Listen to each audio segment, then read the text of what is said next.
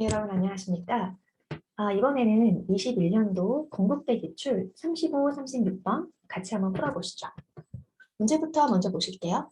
35번 내용일치 문제인데 뭐뭐하지 않는 주의하셔야죠.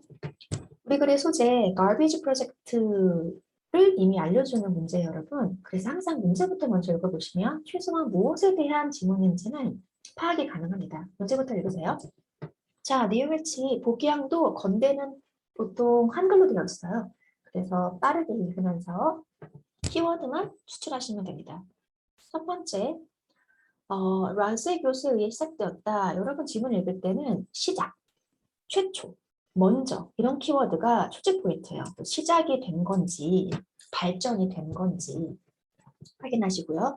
두 번째, 참가자들은 프로젝트가 일종의 응답, 참가자들의 응답을 대상으로 분석하는 프로젝트라는 건 지문에 나와 있고요.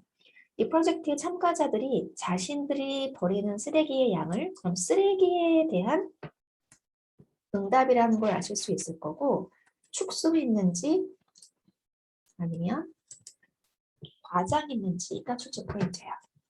세 번째, 라즈 교수는 이 응답에서 린 쿠진 신드롬을 발견했다. 여러분, 지문에서는 뭔가를 발견했다, 최초로 발견했다. 핵심 정보입니다. 그래서 링쿠이즌 신드롬이 뭔지 모르지. 그래도 이런 게 설명이 될 거기 때문에 벌써 걱정 안 해도 돼요. 4번. 참가자들은 건강에 좋지 않은 음식은 실제 먹은 양보다 그렇죠. 더 먹었는지 덜 먹었는지 대조가 뚜렷한 비교급도 출제 포인트예요. 5번에 garbology라는 단어가 지문에 나올 텐데 얘가 모르면서도 아마 설명이 되어 있을 겁니다. 이 복귀항에서 신경 쓸 것은 garbology라는 학문이 실제 학문으로 인정받는지 아니면 인정받지 못하는지 확인하시면 돼요. 복귀항만 읽어봐도 이 지문의 내용을 거의 파악할 수 있습니다. 어떤 교수에 의해서 garbage 프로젝트라는 게 시작된 것 같고 이것은 버려지는 쓰레기의 양과 관련된 분석일 거고요. 이것과 관련된 학문이 이 지문에서 설명이 되겠죠. 그 정도 하시면 됩니다. 36번 건국대는 연결어 문제가 자주 나옵니다. 또 지문을 읽으시면서 순점 연결어, 역점 연결어 확인하면서 채워보도록 하죠. 가볼게요. 단락은 3개지만 짧은 지문이에요. 첫 단락에 보시면 윌리엄 라즈라는 사람이 교수인 것 같고요. 이 사람이 바로 garbology의 창시자라고 합니다. 나왔네. 우리가 복양에서 읽었던 내용. 이 사람 교수 맞고요.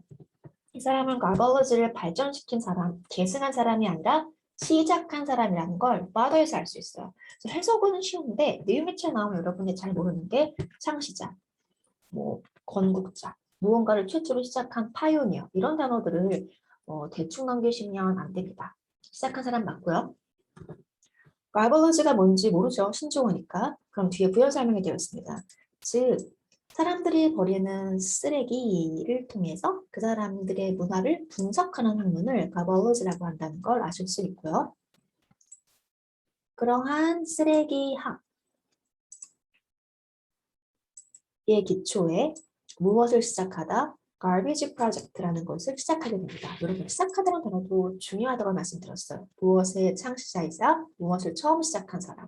이렇게 해서 쓰레기학, garbage project 비슷한 키워드입니다. 이 사람들은 버려지는 쓰레기를 분석하는 사람들이고 이게 최초로 이 학자에 의해서 시작되었어. 신생학문인 것 같아요. 주제는 아니죠, 여러분.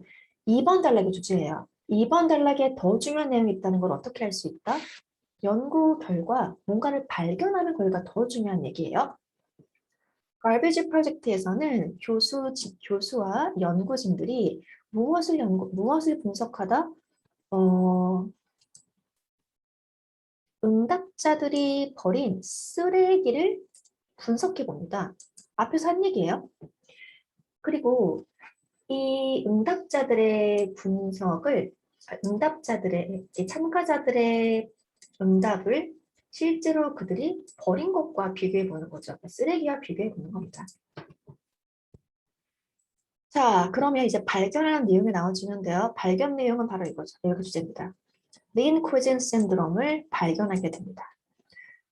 사람들이 버린 쓰레기와 사람들이 하는 말을 비교해 보니 lean cuisine 신드롬이 발견됐다는 거예요. 독자들은 이 lean cuisine 신드롬이 뭔지 모르기 때문에 뒤에 비슷한 설명이 이어질 거라고 생각하면서 읽으셔야 됩니다. 즉, lean cuisine 신드롬이란 이 단어를 그대로 읽는 거는 별로예요, 여러분. lean cuisine은 고유명사이기 때문에 우리가 미국 대중문화를 모르면 알 방법이 없어요. 알 필요도 없고 lean cuisine 신드롬이 뒤에 설명되어 있습니다. 자, 응답자들이 over-reported, under-reported, 이 over와 under의 접두어는 투자가 굉장히 좋아하는 출제 포인트예요. over-reported, 실제보다 더 과장해서 더 많은 것처럼 응답한다. 일기체 나오겠죠. 무엇을? 얼마나 많은 건강식을 먹었는지. 건강식은 실제 먹은 것보다 더 많이 먹은 것처럼 얘기한다는 겁니다. 예를 들어서 뒤에 얘가 또 나올 거예요. 반면에 underreported, under는 뭐야? 실제보다 적게 보고한다는 겁니다. 그래서 overreported와 underreported가 서로 비교급으로 대조를 이루기 때문에 반드시 내물체가 나와요. 자, 건강식품은 실제보다 많이 먹었다고 응답하고 underreported, junk food, 건강하지 못한 음식은 실제보다 적게 먹었다고 말한다는 겁니다. 이걸 lean cuisine syndrome이라고 하고요. 여러분, lean cuisine이라는 건 고유명사인데 일종의 고급 간편식 브랜드예요. 한 80년대 등장한 우리나라로 치면 여러분 비비고 좋아하시죠? 비비고가 일반적인 간편식이라면 더 비비고라는 상위 브랜드가 있어요. 더 비비고는 일반 비비고 브랜드에 비해서 저염분 또는 저지방, 좀 더 몸에 좋은 간편식들을 판매합니다. 그래서 요즘은 사람들이 간편식을 물론 선호하기도 하지만 되도록이면 채식 위주로, 되도록이면 집밥처럼 영양가가 있는 간편식을 선호하는 문화예요. 이거 우리가 lean cuisine 신드롬이라고 해요. 우리나라에도 더 비비고라든지 아니면 현대백화점에 가면 원테이블이라는 브랜드가 있습니다. 이 원테이블이 현대백화점에서 만든 일종의 lean cuisine 브랜드인 거예요. 어쨌든 사람들이 건강한 간편식, 건강식을 추구한다라는 현상을 lean cuisine 신드롬이라고 하니까 왜 사람들이 건강식을 먹었다고 over-reported, 과대 포장해서 얘기하고 정크푸드는 왜 축소해서 얘기하는지 여러분이 이제 이해하실 수 있을 거예요. 왜? lean cuisine 신드롬이 있으니까. 건강하게 먹고 싶고 건강한 라이프스타일을 추구하는 현상을 반영하는 겁니다. 자, 이제 여러분이 lean cuisine 신드롬 뭔지는 알았어요. 연결어 채워봅시다. 연결어는 뭘로 채울지 뒷문장 보시면 아시겠죠? 뒷문장의 순접이에요. 사람들이 뭐라고 주장하냐면 과일은 더 많이 먹었다고 주장합니다. 실제 그들이 사는 것보단 말이죠. 여러분, 여기에는 어떤 상식이 필요하냐면 과일은 건강한 음식이라는 상식이 전제되어 있어야 돼요. 건강한 음식을 더 많이 먹었다고 주장해요. 예를 들면 여러분, 저는 과일을 좋아하지 않아요. 일주일에 과일을 한 번 정도밖에 사지 않아. 하지만 누군가 나에게 과일을 얼마나 드십니까? 라고 얘기한다면 매일 아침 조금씩이나마 챙겨 먹으라고 합니다. 라고 대답하겠죠. 근데 실제 제 쓰레기통 뒤져보면 과일 포장지는 거의 나오지 않는 겁니다. 이런 현상을 얘기하는 거예요. 자, 앞부분에 건강한 음식을 과일로 예시하고 있으니까 A는 순접 중에서도 구체적인 예시로 보시면 좋겠어요. 그래서 예시가 있는 보기양은 안타깝다. 두 개나 있다. 그래서 for example과 3번, 5번의 for example 두 개나 있네요. 예시가 뚜렷하기 때문에 3번과 5번 중에서 정답 골라보도록 할게요. 자, 계속해서 랭퀴지 신드롬에 대한 부연 설명입니다. 자, 블랭크는 순접인지 역접인지 아직 모르겠는데 앞부분에서는 건강한 음식은 더 많이 먹는다고 주장하고 뒷부분에서는 fewer snacks, 포테이토 칩스가 여러분 건강하지 못한 정크푸드죠. 정크푸드는 적게 먹는다고 얘기한다. 포테이토 칩스 같은 예시까지 들어있네요. 그럼 두 예시는 역적 관계죠. 앞부분에서는 건강한 과일, 뒷부분은 건강에 좋지 못한 포테이토 칩. 두 예시가 역적입니다. 따라서 B번은 역적 연결을 사용하셔야 되니까 meanwhile이 좋겠네요. 3번이 to sum up은 순접이에요. 정리하자면 결론적으로 결론이 벌써 나 결론 아니고요. meanwhile은 주의하셔야 될 게 순접과 역접이 다 된다는 거죠. meanwhile은 동시에라고 할 때는 순접이고요. 반면에라고 할 때는 역접입니다. 순접인지 역접인지 어떻게 알죠? 문맥을 보시고 하시는 겁니다. 여기 블랭크에서는 건강한 음식은 더 먹는 것처럼 건강하지 못한 음식은 덜 먹는 것처럼 역적 관계를 보여주는 자리에 있는 meanwhile이니까 당연히 반면으로 읽으셔야 됩니다. 자, 그렇게 해서 너무한 거 아닙니까? 우리가 링코이즌 신드롬이 뭔지 모르기 때문에 6줄에 걸쳐서 링코이즌 신드롬을 친절하게 설명해줘요. 시간이 많이 갔습니다. 하지만 여기가 주제이기 때문에 꼭 이해하셔야 돼요. 자, 마지막 문장 읽어보도록 할까요? grabolog이라는 명칭은 여러분 이런 거 중요한 단어죠. 처음으로 만들어진 겁니다. 아까 읽었던 father라든지 아니면 start라든지 이런 표현만큼이나 originat이라는 단어도 중요해요. 최초로 만들었다는 거예요. 원래 처음에는 일종의 농담처럼 시작된 그냥 재미로 하는 교수님들이 시간 남았을 때 재미로 하는 그런 연구였던 것 같아요. 그러나 여러분 역접을 쓴 내용이 나오겠죠. 중요한 내용이니까. 그렇게 장난처럼 시작했던 가이벌러지가 지금 현재는 눈에 너무나 띄는 키워드입니다. 정식 학문으로 인정받고 있대요. 뉴일치에 나오죠, 여러분.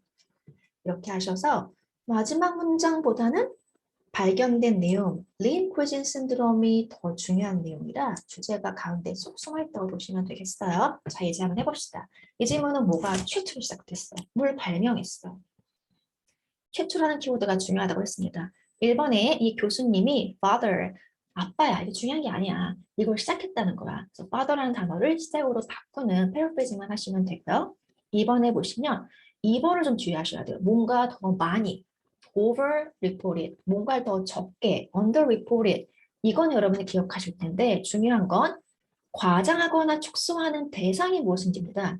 쓰레기를 덜 버렸어요. 더 버렸어요가 아니라 자신이 먹은 건강한 음식을 과대 포장해서 얘기하거나 자신이 먹은 정크푸드를 축소해서 얘기하거나 그래서 과장하거나 축소하는 대상을 혼동하기 쉬우니까 주의합시다. 쓰레기의 양을 축소하는 건 아니야. 개인적인 경험은 오면 안 돼.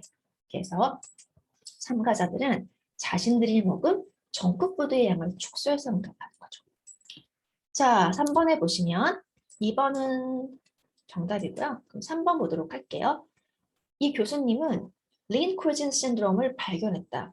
얘들아, 주제 아니니? 주제는 절대 틀릴 수가 없어. 이 지문의 주제.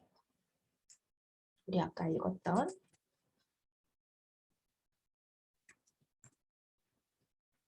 이 부분 기억나십니까? 교수와 연구진들이 린코진 신드롬을 발견했다. 이 부분을 옮겨달라는 게 출제의 겁니다. 그 다음에 4번 비교급이 출제의 도죠. 건강에 좋지 않은 음식은 실제보다 덜 먹었다고. 덜 먹었다고가 어디 있을까요, 여러분? underreported라는 단어입니다. 오버와 언더가 붙었을 때는 항상 한글로 좀 이해하기 쉽게 바꿔보세요, 여러분. 실제보다 더 많게, 실제보다 더 적게 이해일치 되고 있습니다. 바이올로지는 실제 학문의 한 분야로 인정받게 되었다. 이 지문을 끝까지 읽으라는 출제 의도죠. 실제 학문, real branch. 그럼 사이언스 읽으실 때 과외라고 하지 마시고 그냥 학문이라고 하시면 됩니다. 정답은 2번이죠. 이렇게 하셔서 이 지문 다 끝냈고요. 여러분 건국대가 지문이 물론 쉬워요. 문제도 난이도가 낮지만 여러분한테 도움이 되는 학교인 이유는 그 지문들이 유행하는 최신 영상들을 다루고 있는 시사적인 지문들이 많다는 거예요. 짧아도 내실 있고 정보가 풍부합니다. 그래서 링크진 신드롬은 여러분 알아두시면 좋은 키워드라고 생각이 돼요. 여기까지 해서 해설을 마치겠습니다. 다음 시간에 보죠, 여러분. 고생하셨습니다.